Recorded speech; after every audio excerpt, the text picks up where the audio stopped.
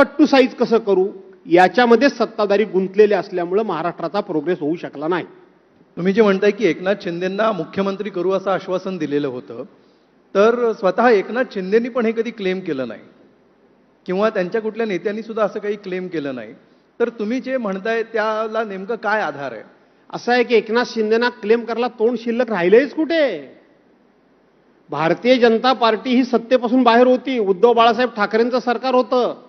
एकनाथ शिंदे जाऊन जर भारतीय जनता पार्टीला मिळाले नसते तर 2022 साली भारतीय जनता पार्टी सत्तेत आलीच नसती.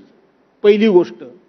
दुसरी गोष्ट, एकनाथ शिंदे हे ज्या वेळेला मुख्यमंत्री पदाची शपथ ज्या वेळेला देवेंद्र फडणवीस घेत होते आणि घ्यायला ज्या वेळेला राजभवनावर निघाले होते त्यावेळेला आठवण करा, देवेंद्र फडणवीस हे सरळ राजभवनावर नव्हते गेले, तर एकनाथराव शिंदेंच्या राहत्या घरी गेले होते, बंगल्यावर गेले होते.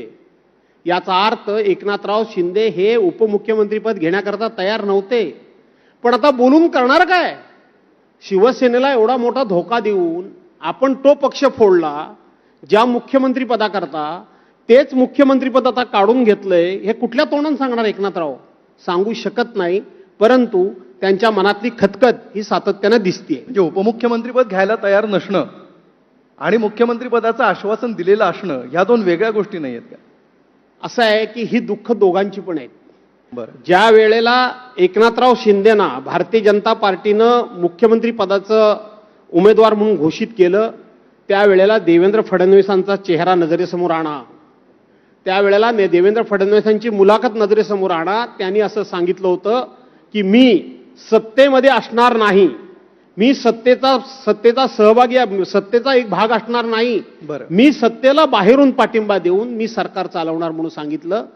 10 मिनिटांमध्ये त्यांचे केंद्रीय मंत्री जे.पी. नड्डा साहेब यांनी दिल्लीतून जाहीर केलं की आमचे देवेंद्र फडणवीस हे मंत्रिमंडळामध्ये सामील होतील. ह्या घटना जरी बाहेर कोण बोलत नसलं तरी ज्यांच्या बाबतीत घडतात त्यांच्या मनामध्ये वेदना असतातच ना. ठीक आहे. त्याच्यापूर्वी देवेंद्र फडणवीस हे मुख्यमंत्री होते, त्यांना उपमुख्यमंत्री व्हावं लागलं, ते नाराज होते. आता एकनाथ शिंदे मुख्यमंत्री होते, त्यांना पुन्हा उपमुख्यमंत्री व्हावं लागलं, ते नाराज